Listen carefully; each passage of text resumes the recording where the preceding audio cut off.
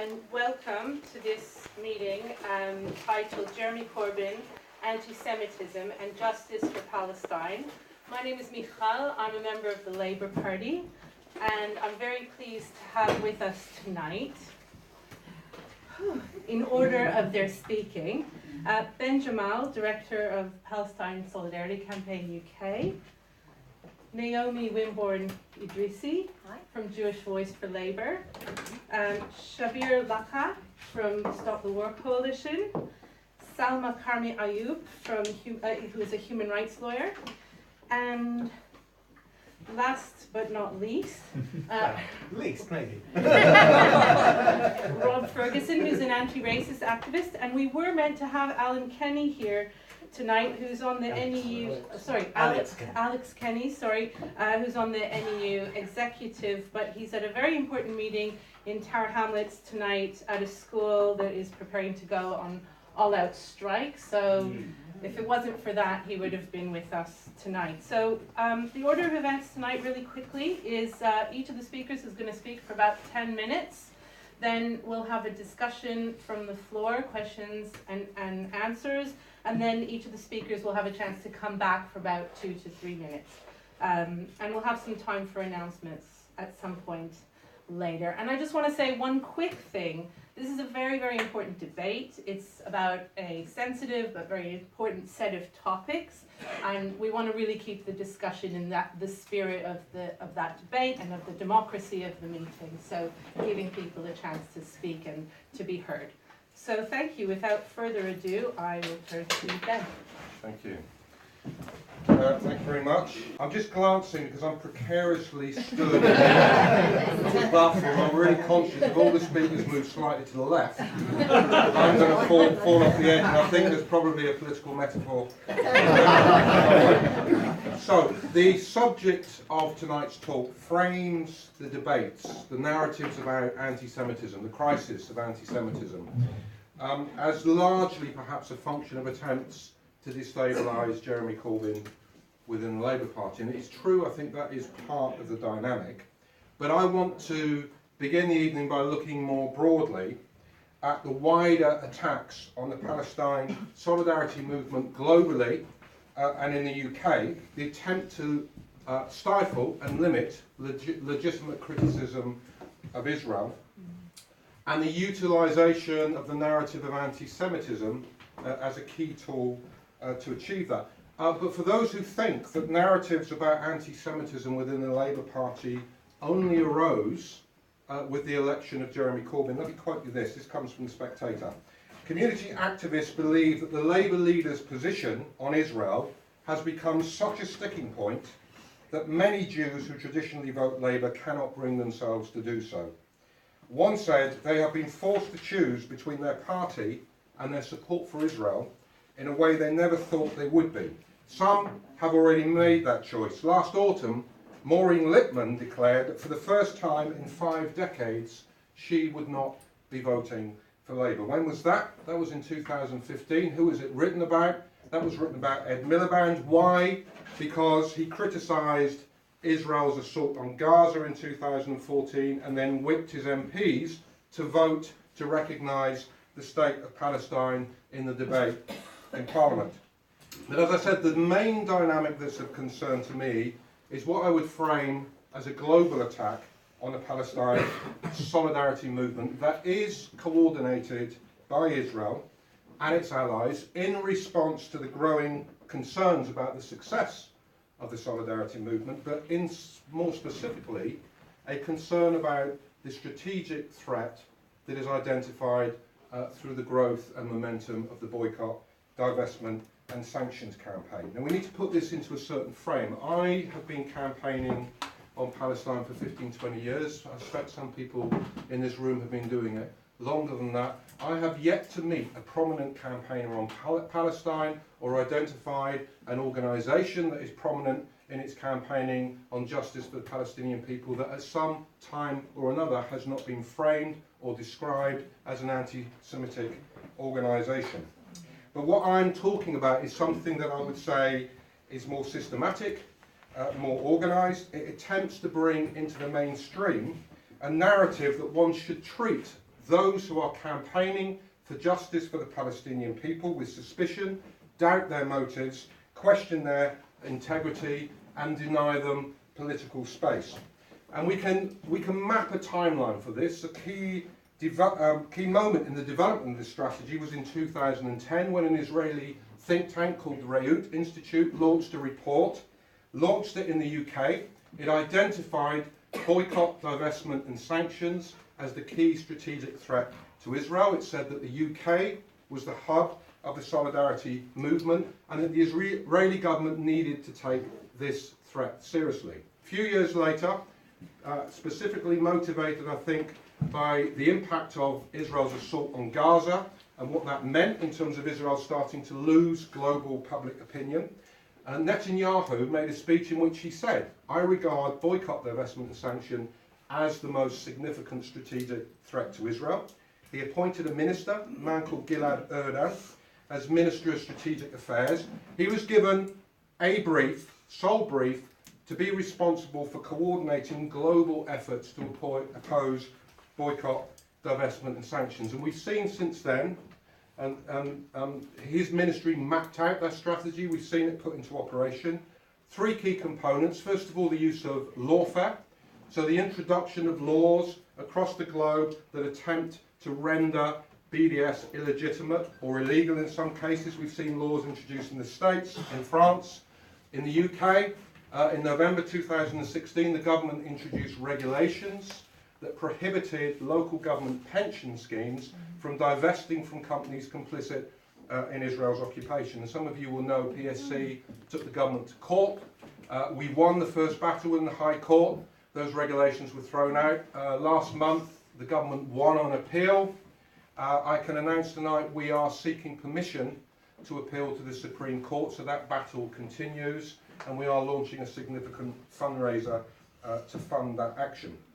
The second area of activity and a key focus is on universities and campuses, and in particular, a significant attempt to disrupt and, where possible, close down Israel Apartheid Week, the annual event that happens globally on campus where students come together to bring focus on issues of justice for Palestine. And thirdly, a focus on civil society and an overarching strategy that was described in the Reut Institute report as a strategy of delegitimizing the delegitimizers. In other words, reframing who we are, which is people concerned about human rights, seeking to defend human rights, and reframing us as people who are bigoted, extreme, and hostile. Now, a key tool in this strategy is the use of the definition of anti-Semitism, and I know some of my fellow panelists are going to speak in more detail about this, the so-called IHRA definition of anti-Semitism. It's a simple 38-word definition, but it has a guidance document attached to it that contains clauses that describe types of speech and activity that can be regarded as anti-Semitic, and many of those focus specifically on speech about Israel. There are two key clauses that are being used. One is a clause that says denying the Jewish people their right to self-determination, e.g. by claiming that the existence of the State of Israel is a racist endeavour. Can be an example of anti-Semitism, and that is used to state that calling Israel, for example, an apartheid state is a form of anti-Semitic speech. And the second key clause is one that says applying double standards by requiring of Israel a behaviour not expected or demanded of any other democratic nation. And that clause is often used to say if you are advocating boycott against Israel and not simultaneously campaigning for boycott of other nations, then you have anti-Semitic motivations. Now, there are some very stark examples of this in operation. In March of this year, an organisation calling itself the Israel-Britain Alliance handed in a petition to Number 10. The petition was handed in by Joan Ryan MP, accompanied by Matthew Offord MP, Conservative MP, and some of this you couldn't make up, also accompanied by two members of that well-known anti-racist party, the Democratic Unionist Party. The petition they handed in called upon the government to take legislative action to close down Israel Apartheid Week on campus, citing specifically that to call Israel an apartheid state was, in accordance with the IHRA definition, anti-Semitic. So, what do we do? Well, I think there are three key elements to our strategy. The first is fundamental. Be clear about the values of our campaign and ensure that our methods of campaigning always reflect those principles. That means we need to recognise anti-Semitism and we need to deal with it. And I think maybe Naomi is going to speak about this. There was a letter sent into The Guardian 2 weeks ago. PSC was one of the organisations that worked behind the scenes with JBL and others to promote that letter, identifying how we do understand anti-Semitism, what should be regarded as anti-Semitism and what should not. Anti-Semitism is prejudice or hostility against Jews because they are Jews.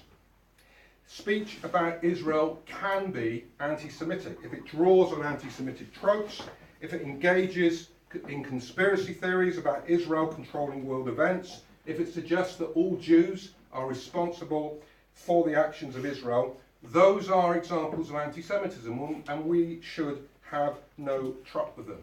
And I have very little truck with anyone I encounter who says, I've been in the Palestine solidarity movement and I've never encountered examples of anti-Semitism. Because I've been in it for 15 or 20 years, and I have. So we need to make clear we are robust in opposing anti-Semitism. Secondly, we need to make clear and expose the attempts to prohibit legitimate speech about Israel in the way that I've described, and make clear why the IHRA definition and the clauses attached to it are pernicious and a threat to freedom of expression. And that's a process that PSC has been involved with in partnership with JVL, in partnership with Free Speech on Israel. We sought a legal opinion. We've disseminated that legal opinion to every council in the UK, to universities. We have been in conversation with key civil liberty organisations like Liberty, who 2 months ago passed a motion at their AGM condemning the IHRA definition and calling on public bodies not to adopt it. But finally, we need to recognise that the freedom of expression argument is not enough. If we are going to mainstream the campaign for justice for Palestine, we do not want to be in the box that says, this is a dodgy opinion, but you should be allowed to express it. So it's important that we devote our energy, for example, not just by defending our right to call Israel an apartheid state, but examining and explaining why we do so. In other words, making the case that this is not just a legitimate form of speech, but an accurate form of speech. In other words, we get the conversation back to Palestine. Tonight, we are here talking about anti-Semitism. But I don't want to talk about anti-Semitism tomorrow, and I don't want constituency Labour parties up and down the country devoting their energy to passing motions on anti-Semitism. That's the conversation that Netanyahu and Mark Regev want us to be having. Tomorrow, I want to be talking about why we need to hold Israel accountable for shooting dead 128 Palestinians and injuring nearly 15,000 others. I want to talk about why the UK should be implementing an arms embargo against Israel. I want to talk about Israel's current plans to destroy the village of Khan al-Ahmar. I want to talk about the hundreds of Palestinian children held in illegal military detention and denied their basic rights under UN conventions. Everyone has a moral obligation to stand up against all forms of racism. Our message is clear. If you declare yourself an anti-racist, you stand firm against anti-Semitism, but you also stand firm against the racist policies and laws of the Israeli state, whether imposed upon those living under military occupation in the West Bank, East Jerusalem and Gaza, living as refugees and denied the right of return, or living as unequal citizens within the state of Israel. Nothing less than that will do.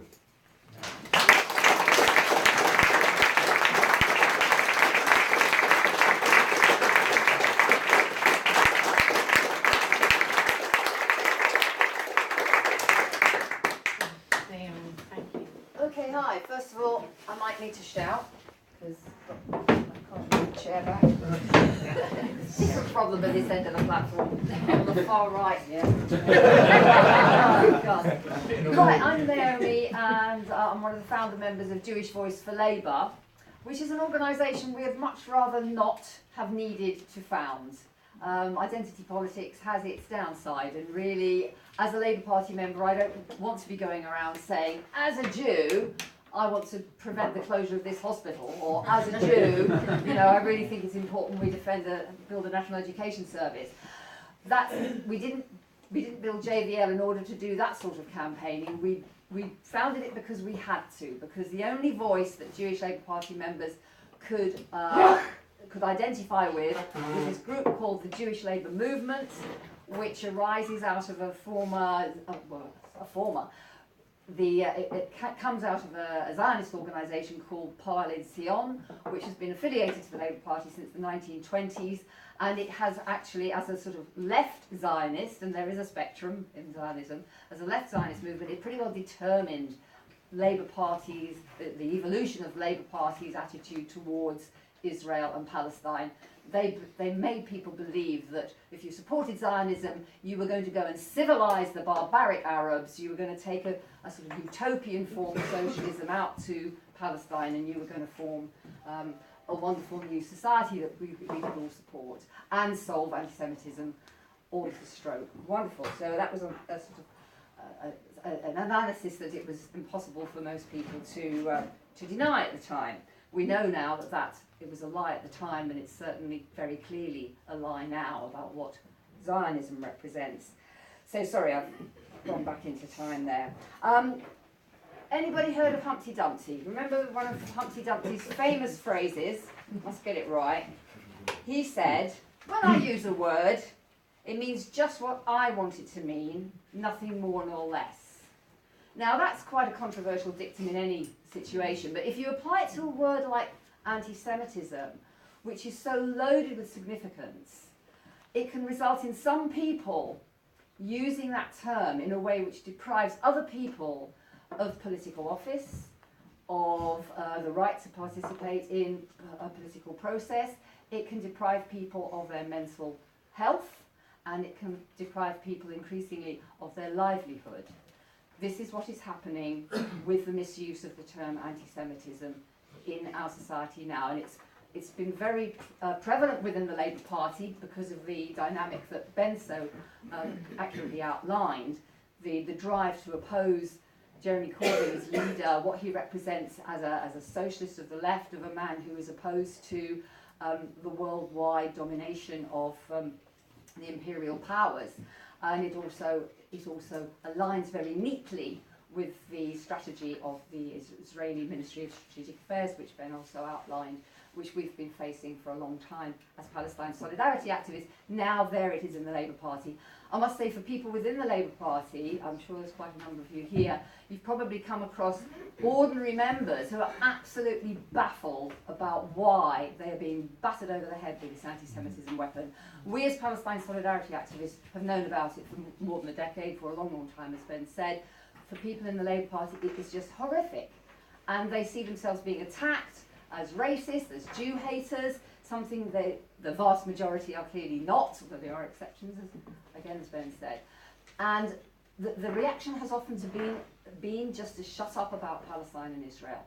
People do not dare to talk about it. And now we're in a situation where you can't even talk about accusations of anti-Semitism, because if you challenge any of them, then you are showing yourself to be an anti-Semite. This is a serious catch-22 situation. So we've seen the media war on Corbyn, attacking him as a terrorist, an apologist for the Holocaust, for anti-Semites and so on and so forth.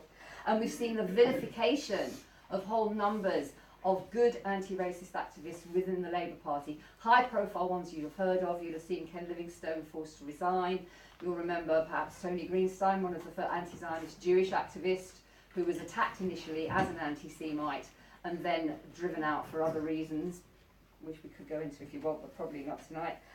Mark Wadsworth, I think, is the most egregious case of a black solidarity activist who's been around for a number of decades. He was involved in the Stephen Lawrence case. He introduced Doreen and Neville Lawrence to Nelson Mandela and helped to really give their campaign a boost back in the 90s.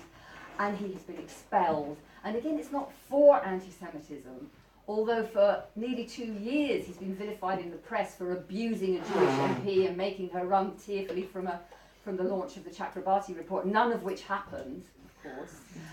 So he's now labelled an anti-Semite, but that's not why he was expelled from the Labour Party. He was expelled under this catch-all clause, clause 2.18 in the rule book, which says if you've brought the party into disrepute, then at the discretion of the NEC you can be expelled, and that's what's happened to Mark. So I would urge everybody to support his campaign for reinstatement.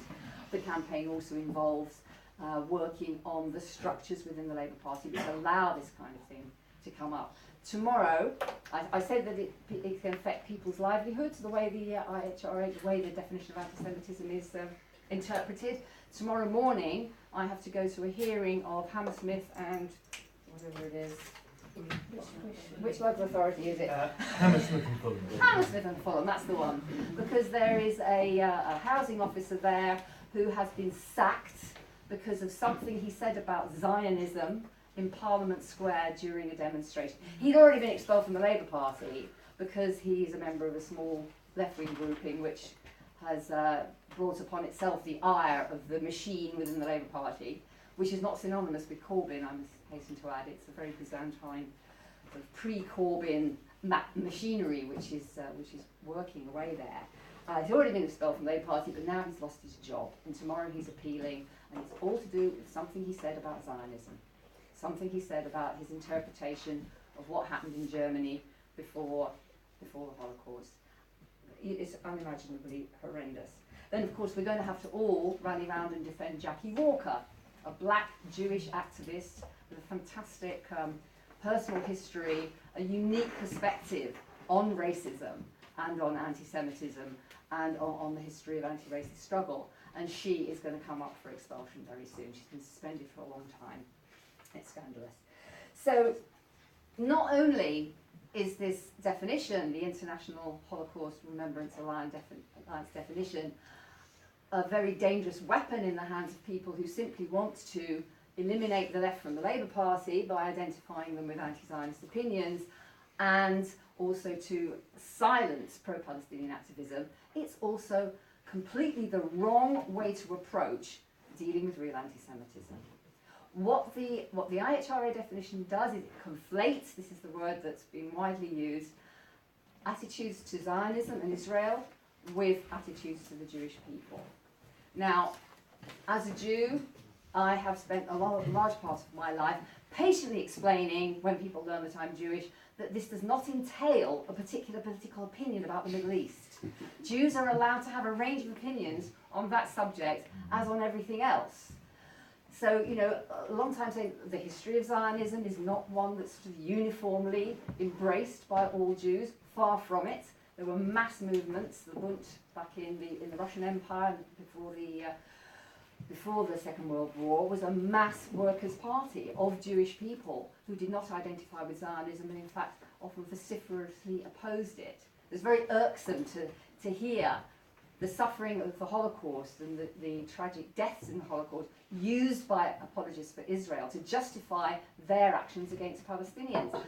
But they will become outraged if you point out that large numbers of the people who went to their deaths in the camps and in the gas chambers were not Zionists, or may well have been largely anti-Zionist. They will not take that kindly. This is the sort of thing you're not allowed to talk about, and you should be allowed to talk about. So if you make the mistake of failing to understand that history and conflating Jew with Israel and with Zionism, you're not helping to oppose anti-Semitism. You are actually running the risk of increasing it, increasing hostility. If every time, you know, Gaza is bombed or a child is slaughtered on the streets in the West Bank or somewhere, and you know, Israel stands up and says, well, we represent all Jews and we were only doing this to defend our security, some people are going to say, I don't think I like Jews very much, if that's what they like. I can see this happening. This is a real danger. So when when a group of Labour MPs went along with Norman Tebbit, another well-known anti-racist, Shabbir, Ian Paisley Jr. from the DUP. There they all were, gathered with placards saying no to anti-Semitism, a sort of blatant attack on Corbyn and the left of the Labour Party in Parliament Square, organised by the Board of Deputies of British Jews and the Jewish Leadership Council. Some of us felt that this had to be opposed. I mean, obviously you've got to be careful because you don't want to appear to be opposing a genuine protest against anti-Semitism, which is the way we were portrayed. But Jewish Voice for Labour called the demonstration. It was well supported. We got a lot of press coverage as a result. And we were able to try and start to point out the dangers of the conflation of Jew with Israel and Zionism. And this is something that we're really working on now and really building on. You're probably aware that we are facing a massive increase in right-wing mobilisation at the moment. Far-right mobilisation. I know that Rob's going to talk a bit more about this. I was on a pathetically small anti-racist demo in Whitehall a couple of weeks ago. There was another one a couple of weeks prior to that, also pathetically small. Against us were these phalanxes of very unpleasant Football Lads Alliance and so-called Democratic Football Lads Alliance. Bully boys and thugs, quite terrifying, in their thousands, right? And at the moment they've got their poster boy, Tommy Robinson, the old leader of the English Defence League, who's now been jailed for contempt of court because of his dealings with trials of Muslims who are being tried for sexual abuse, I believe. So these people are mobilising. We have to mobilise too, and we have to be very clear that we are against a foe which is not unfriendly, shall we say, to the people who are attacking us as anti-Semites. So one of the people who came over and barracked us from this demonstration was shouting, pointing at us, Jew-hating Marxists. You're Jew-hating Marxists. So he'd absorbed this narrative about the left being riddled with anti-Semitism, and he was using it from a fascist perspective against the left. This is the kind of mess that we're in. Okay, so I've only got a minute left now. Ben has already alluded to the letter in The Guardian just over a week ago, signed by many eminent Jewish figures, and he read out a part of that letter, which talks about the kind of anti-Semitism definition that is real and is useful and is meaningful and could actually help with the struggle against anti-Semitism and also protect freedom of expression for legitimate opinions about Israel and Palestine.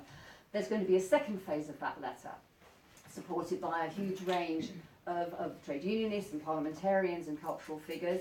There will then be yet another phase in this process, which is the release, and we hope to be able to give it to you fairly soon, leave an address if you want to be one of the first to hear about it, of an alternative definition which avoids the conflation and which can genuinely be useful in anti-racist struggle and protecting freedom of speech at the same time. So, yeah, that would be great. There are leaflets out there, I think. I have a few more here about Jewish Voice for Labour, so you can go on our website, you can see all the really interesting and important discussion that goes on there. You can buy a badge from me, and support Mark Walsworth's campaign, and let's position ourselves as Palestine solidarity activists very clearly as part of the worldwide anti-colonial struggle and an anti-racist one. So whether it's Black Lives Matter in the States, whether it's people fighting against police brutality here, whether it's people defending immigrants and asylum seekers here, we as pro-Palestinian solidarity activists have to be alongside them. We have to know what anti-Semitism is, we have to know what it's not, and we have to be forthright in defending our position. Thanks very much.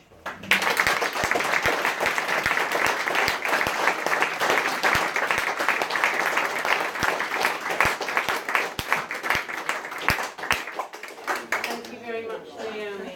Okay, we're going to zoom right along because we started quite late to Shabbir Lakha from the Stop the War Coalition. Thank you. Thank you. Thank you everyone for coming here tonight. Can everyone hear me? Okay, yeah. For those of you who know, Stop the War Coalition was founded in 2001 to oppose the war on terror and what we knew would be the consequences of that. And fighting for justice for Palestine has always been a central part of the work that we do. I want to start by making two unequivocal statements, and that is, the first is that Jeremy Corbyn is not anti-Semitic. It's not something I ever thought I'd have to clarify, but I guess it has to be said. And the second is that the accusations that we've seen of anti-Semitism in the last 3 years are part of an attack against Jeremy Corbyn and the left. Now, neither of these statements mean that anti-Semitism doesn't exist, or indeed isn't on the rise within the Labour Party, within the Palestine Solidarity Movement, or within society in general. And of course, wherever it raises its head, it needs to be addressed and fought against. But what we've seen in the last 3 years of this campaign being mounted and rehashed over and over again a number of times is cynical political point scoring. Now, the first statement is very easy to explain. Jeremy Corbyn has been a lifelong anti-racist campaigner against all forms of racism, particularly anti-Semitism. It was Jeremy Corbyn who's signed most of the early day motions in Parliament that condemn anti-Semitism, and it was Jeremy Corbyn who spoke at the 80-year commemoration of the Battle of Cable Street, something which a lot of his critics can't claim that they've done. And this is why in the latest rehashing of this campaign, we saw that they didn't claim Jeremy Corbyn was anti-Semitic anymore. They were claiming that he hasn't done enough to deal with anti-Semitism because his record can't be tarnished. But that is something that needs to be clarified. And the second statement, that this is part of a smear campaign, can be broken down like this, and that is the people who are proponents of these accusations are mainly the Tories, the Labour right, and the media. And if we look at these people, if you look at this Tory government, it has aligned itself with far-right governments.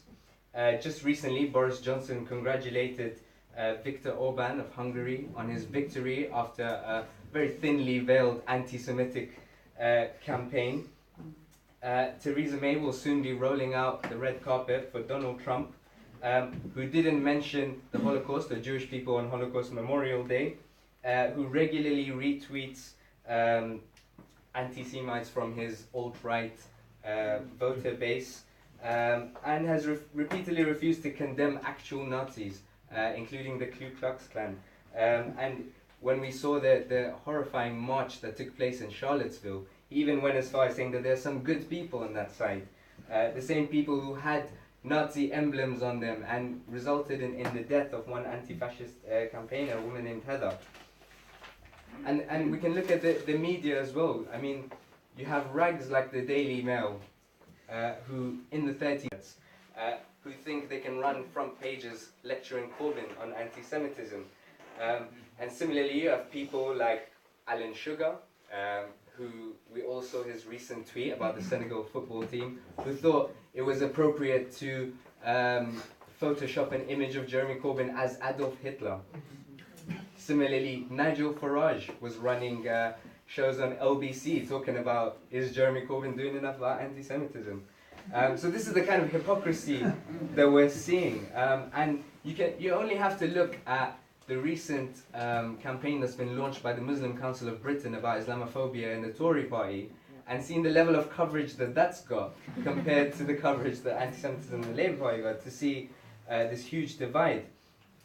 Now, the people behind these charges, such as the Board of Deputies, have made their intentions very clear. I mean, never mind the fact that they are mainly Tory supporters, the fact that they are happy to stand with odious people like Norman Tebbit and the DUP on marches which have more Union Jacks per capita than a Britain First rally. But in their meeting that they had along with the Jewish Leadership Council with Jeremy Corbyn, they said that they were disappointed that he didn't agree to adopt the definition of anti-Semitism, which has already been talked about, which conflates criticism of Israel with anti-Semitism. And they also criticized Corbyn earlier for celebrating Passover with Judas. Some of you might have seen that. A common, the wrong kind of Jews kind of rhetoric. And so I think this has laid their intentions very bare. This is an attack on Palestine solidarity, and it's an attack on the left. And it's absolutely despicable. I mean, Naomi already mentioned about Mark Wadsworth, but if some of you will probably have seen when Ruth Smith was going to give evidence in that trial against Mark Wadsworth, flanked by 40 mainly white middle-class MPs on her way to denigrate a black anti-racist working-class campaigner. It was a disgusting sight to see, and this witch hunt within the Labour Party has been going on for these 3 years, and we've seen a number of people suspended and expelled on these grounds, including Jewish people, such as Glyn Secker recently, you know, and Mark Wadsworth, who I've already mentioned, and as people who've campaigned for Palestine, we're not unfamiliar to being called anti-Semitic, or in the case of Jewish comrades, being called self-hating Jews. I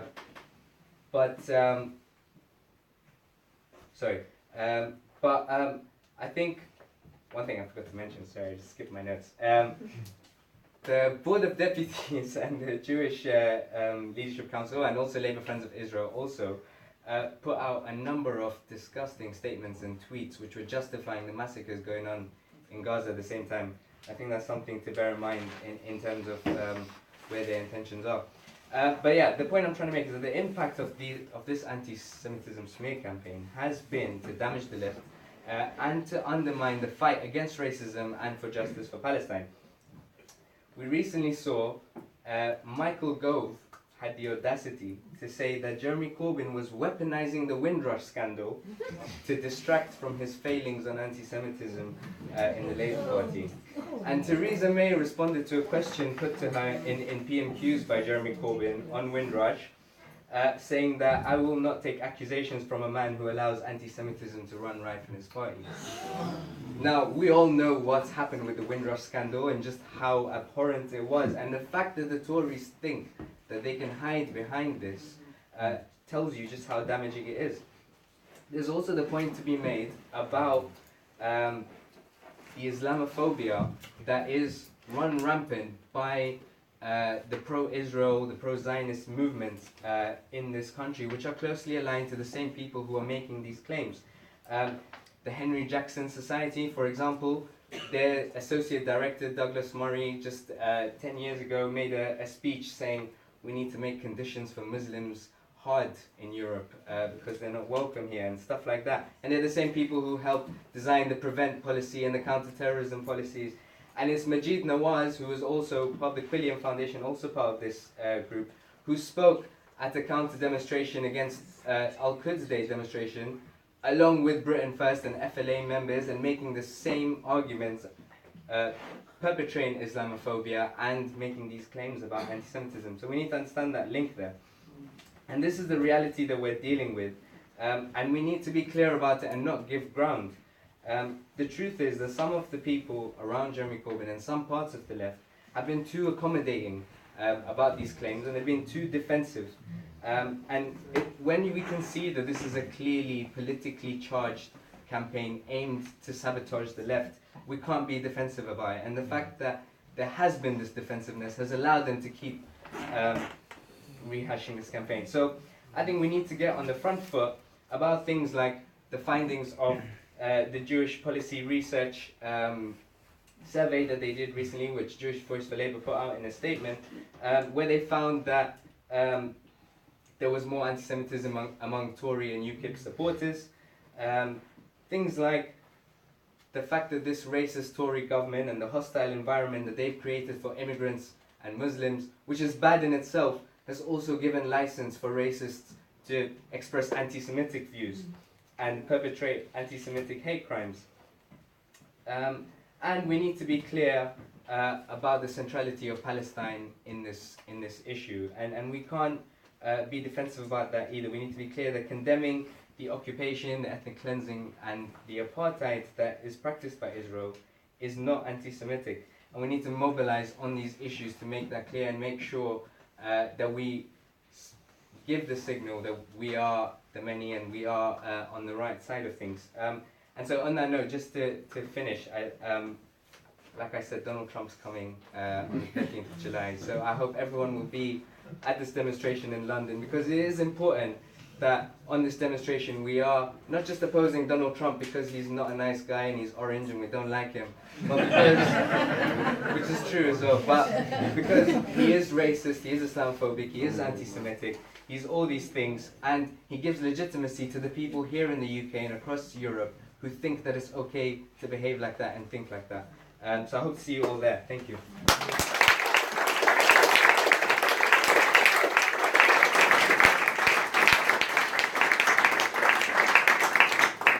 Okay, thank you very much, Shabbir. We'll have Salma next.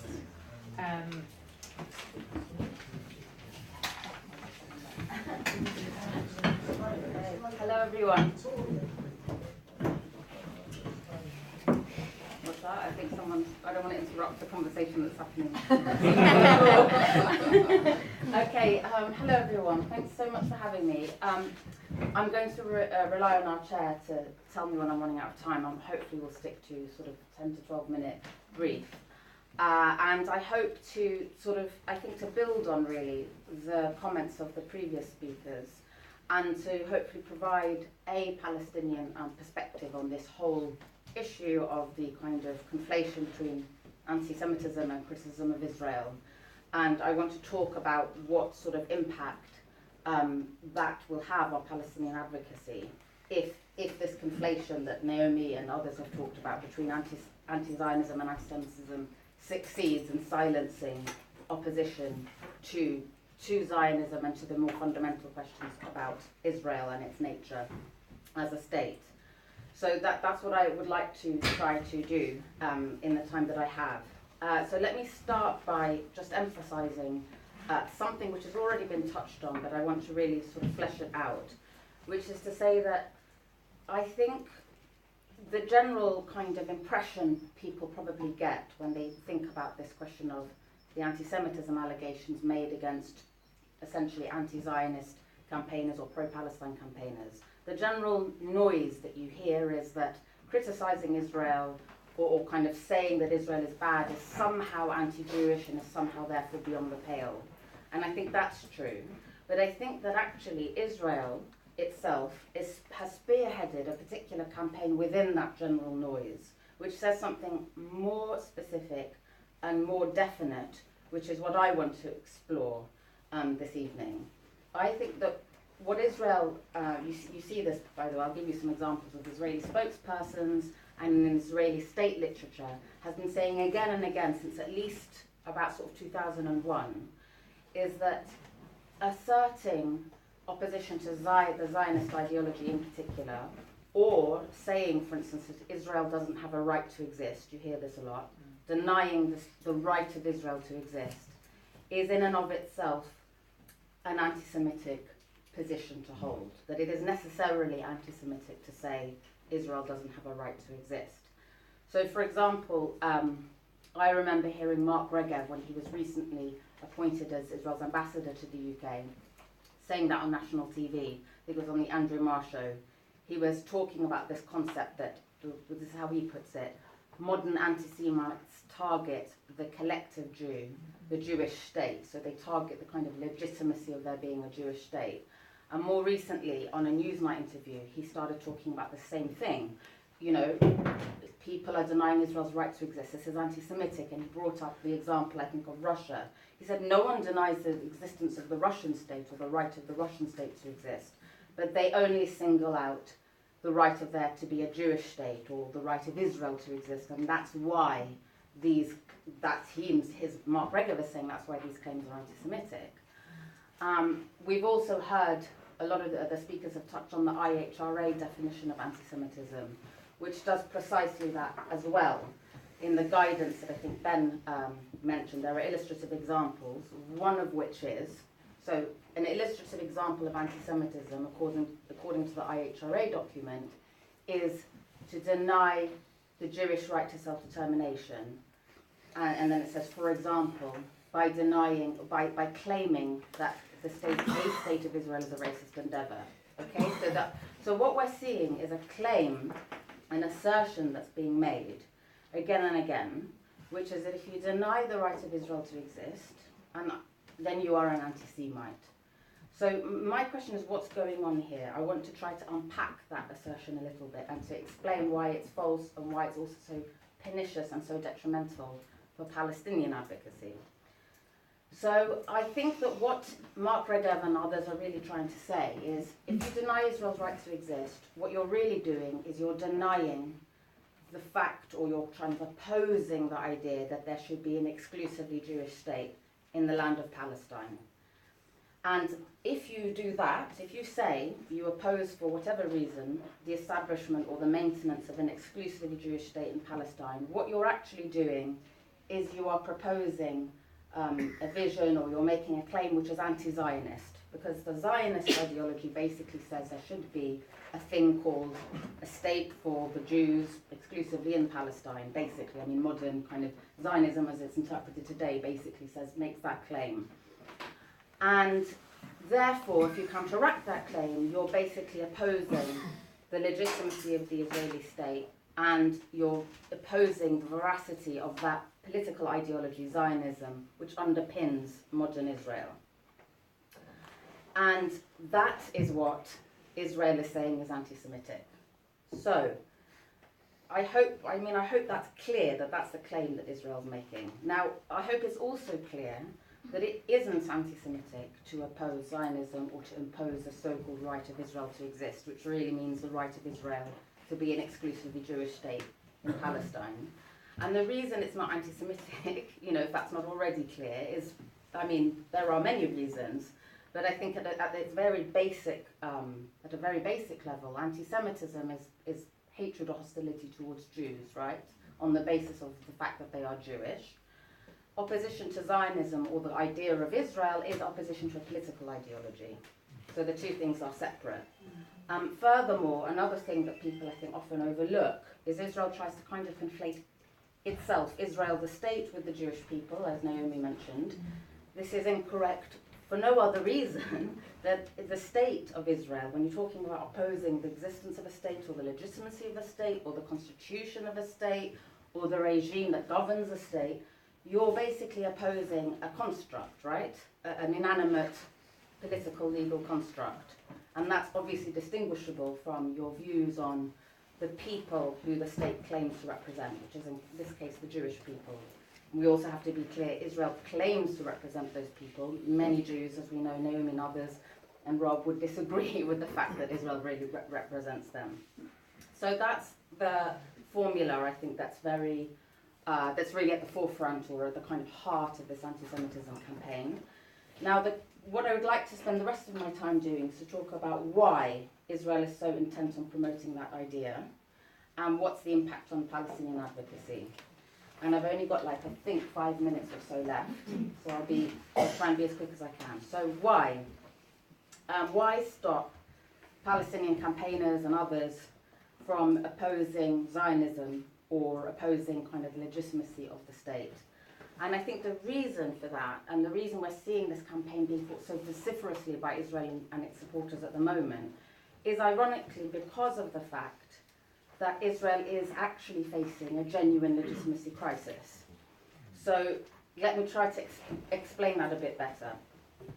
If you express anti-Zionist ideas, if you say there's something wrong with there being a Jewish state in Palestine, or I don't agree with it, or you say there's something wrong kind of fundamentally with the states, the regime underlying the state, it's racist, or it's ethnic in character, or whatever.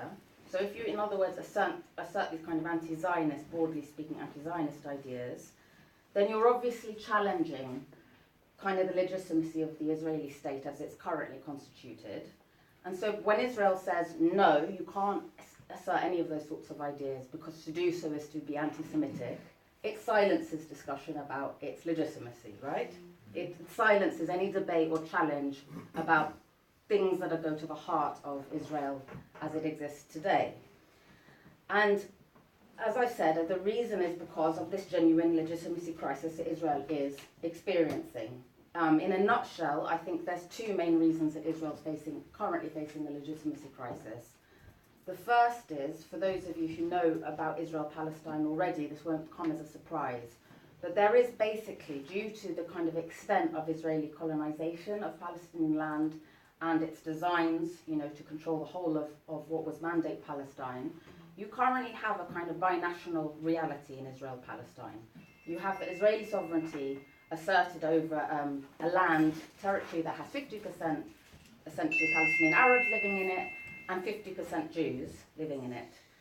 The Jews experience the full range of rights and a set of privileges by comparison to the Palestinians, who have fewer or in some cases no rights whatsoever. And so you have not just a binational reality, you have an apartheid reality, which isn't acceptable in general in the 21st century. And what that means is the more that gets exposed, and it is being exposed more and more because the kind of reality is sort of undeniable, the more Israel obviously faces kind of condemnation around the world, questions over its legitimacy, and the more it needs to suppress, therefore debate or question mark over its legitimacy. So I think that's why I'm saying legitimacy crisis, because of this kind of binational apartheid situation you have in Israel-Palestine. Secondly, and to add to that, you have a legitimacy crisis, I think, that's spurred on by the fact that Palestinians naturally are resisting this state of affairs. They're resisting this apartheid reality that's been imposed on them. For example, the prime example is the Great Return March, I think, which people need to remember. It's not just about opposing the siege to Gaza. It was about asserting the right of return. It was about Palestinians in Gaza saying, we're fed up of just being holed up in this toxic slum. We're actually refugees from lands over there in modern day Israel, and we want to go back to them. Now, because Israel can't entertain challenges to its legitimacy of that nature, which is what the Great Return March represented, it has to suppress the Great Return March in the most draconian fashion, and hence you see live fire against unarmed protesters. And then that leads, again, to international condemnation, question marks over Israel's legitimacy. Why is it reacting like this? Why is it opening fire on unarmed people? And again, therefore, Israel has to double back on suppressing discussion about its legitimacy. So what Israel's doing, kind of ironically, is instead of actually changing its policies and practices to deal with its legitimacy crisis, it's sort of doubling down in a way on its kind of Jewish state endeavours. You've got a shift to the right in Israel. You've got kind of massive you've got mainstream calls for Palestinians to be transferred. You've got legislation trying to, define Israel as the nation state of the Jews explicitly in Israeli law. And you have this attempt to conflate anti-Zionism with antisemitism so that people will simply stop talking about Israel's legitimacy, stop asking the difficult questions. Finally, so I think that's the why. Why is this happening? Finally, what are the consequences for Palestinian advocacy? I'm going to whiz through, if the chair will allow me just one more minute. Okay, I don't know if it's obvious. To me, it's obvious what this all does. So if you have a situation where anti-Zionism or opposing kind of Israel's legitimacy is equated with anti-Semitism, if that assertion succeeds in silencing any opposition to Zionism or Israeli legitimacy, I think you have two major consequences for Palestinian advocacy. The first is that Palestinian advocacy for rights that challenge Israel's legitimacy for some reason or other, like, for instance, the right of return. Okay, because if you're saying right of return, you're saying Israel can no longer be a Jewish state, you're therefore basically challenging the notion of Zionism at the heart of Israel. None of that all becomes a no-go area. So as a Palestinian, you couldn't advocate for the right of return, because that would be anti-Semitic. And even though that sounds a stretch, the Israeli Ministry of Foreign Affairs website currently has a web page on anti-Semitism, and it actually lists the right of return and people advocating for the right of return as a form of anti-Semitism. Okay? So that's the first consequence. Second consequence is, you wouldn't, I think, really, and I'm seeing this already all the time, you can't really oppose policies of Israel that go to the heart of its Zionist character.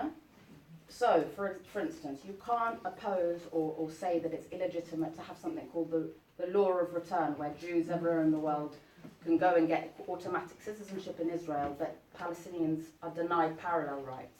That's a central plank of Zionism, right? Jews anywhere can become Israeli citizens, Palestinians are just out of the frame. If you oppose that, you're opposing something that's central to Zionism, and therefore you're anti-Zionist, and therefore you're anti-Semitic, and therefore you're not allowed to make those arguments. And so I think we would then get a very pared down kind of advocacy for Palestinians, which would really just shrink to talking about perhaps individual policies and practices, talking about how children are locked up, all of which is terrible, but none of which is really coherent in a sense, because it stops Palestinians being able to say, look, this is the totality of the situation, this is the inherent contradiction between Palestinian rights and needs and the kind of Israeli legitimacy, Israel as it is currently constituted, and there needs to be a genuine, profound and kind of radical change in Israel in order for Palestinian rights to be achieved. I think that kind of advocacy goes out the window if this anti-Zionism / anti-Semitism campaign succeeds. So, you know, there's obviously a lot more we could say. I know I need to wrap up now, but I hope that was clear, and I hope that those of you who are supportive of Palestinian rights will therefore help us, Palestinians, to really oppose this conflation that's happening, on the basis that hopefully you believe in the justice of the Palestinian cause, but also that you have a sense of general fairness and general decency, and that it's important, I think, to oppose this kind of abusive, you know, sort of formulations that are made, these are sort of obscene formulations, for the sake of the pursuit of rights more universally. Thanks very much.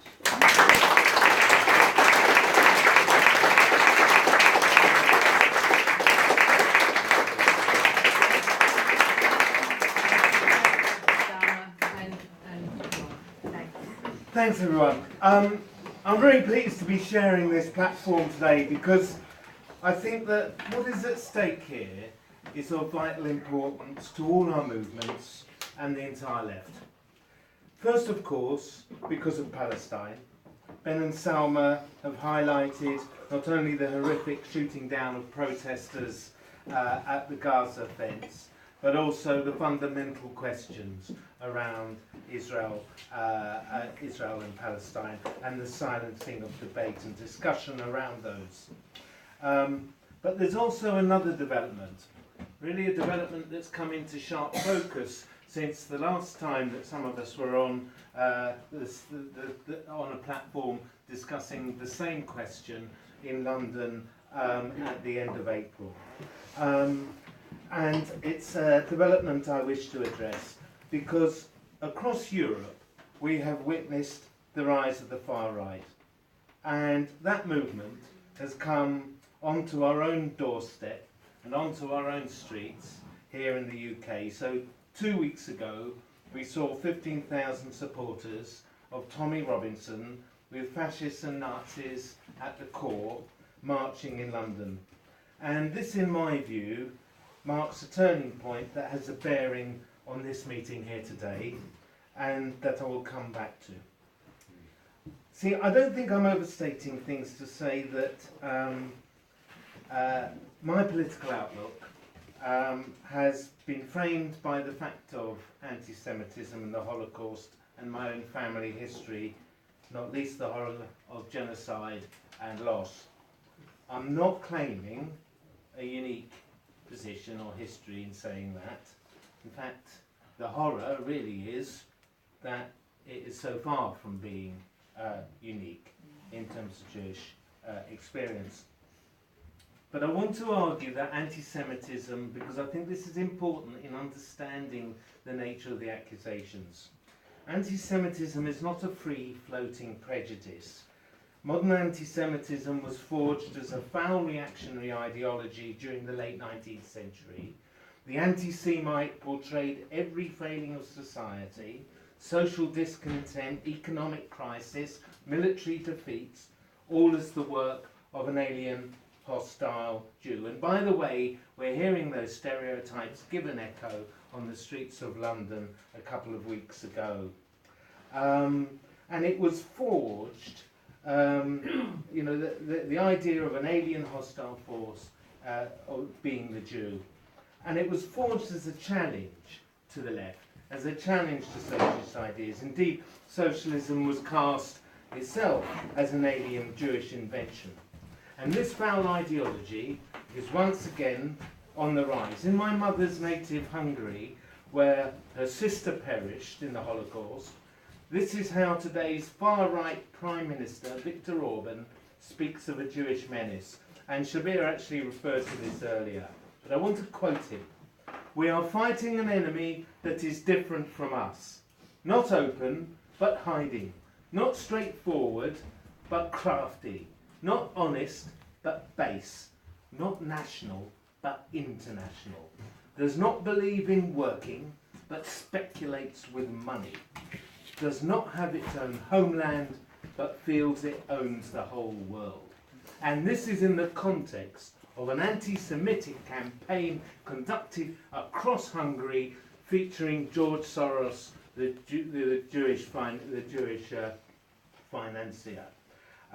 You could have ripped that out of the pages of the Protocols of the Elders of Zion, to be honest. And yet this is the Prime Minister that our Foreign Minister, Boris Johnson, who sees Orban as an ally over the question of Brexit in Europe, leapt to congratulate on his election victory. And I think we should remember too that the Tory party sits in the EU Conservative and Reform group with parties who promote anti-Semitism and the revision of the Holocaust history in their own countries. And this is not just to pick at some occasional examples. We're seeing the rise of the far right across Europe and the US, and this idea of promoting the theme of wealthy, powerful Jews representing global special interests and so forth, undermining nation states, is becoming more, and believe it or not, through undermining nation states through organising mass immigration of Muslims and refugees into Europe and so forth. And not only this, but the anti-Semitic notion of a Rothschild conspiracy has been resurrected in the form of Jewish financier George Soros. To give you an example, in May, Gerard Batten, the new leader of UKIP, after whipping up the crowd with anti-Muslim hate, then played to precisely those themes, claiming there was an alliance of the far left and big international business imposing their own political agenda. Where have we heard that before? At a demonstration just this Saturday in London, UKIP had a mobile hoarding that referred to Soros immigration. Janice Atkinson, the European Member of Parliament, who's also been speaking at these demos, this might sound bizarre, but accused Soros in the European Parliament of trying to abolish gender. It's clearly, it sounds mad, but they're weaponising their hardcore. This is, what they're doing. Now, it's clearly true that any form of racism, anti-Semitism included, can permeate the whole of society, including the left. And it has to be challenged, and there can be no place in the labour movement for it. It makes no difference if this happens in the context of debates over Israel or not. And there have been real examples of anti-Semitism.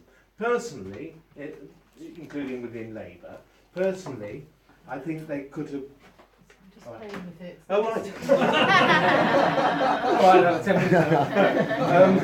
minutes. Personally, I think they could have been dealt with by now if the Chakrabarti report had not been shelved by those who wanted to use the charge of anti-Semitism to settle political scores, regardless of whether individual charges were valid or not. And let's just for a moment note how few explicit examples there have been amongst 500,000 members of the Labour Party. Any case, of course, is one too many. We must deal with anti-Semitism when it arises on the left, because it is unacceptable in itself, but also because we cannot tolerate any form of racism or prejudice. And on that, I must say, I can't understand how it is that a couple of months ago, Labour MPs use a debate called by the Tories to denounce Labour. This is the party that created a hostile environment for the Windrush generation and is creating a hostile environment for Muslim communities and for refugees fleeing war.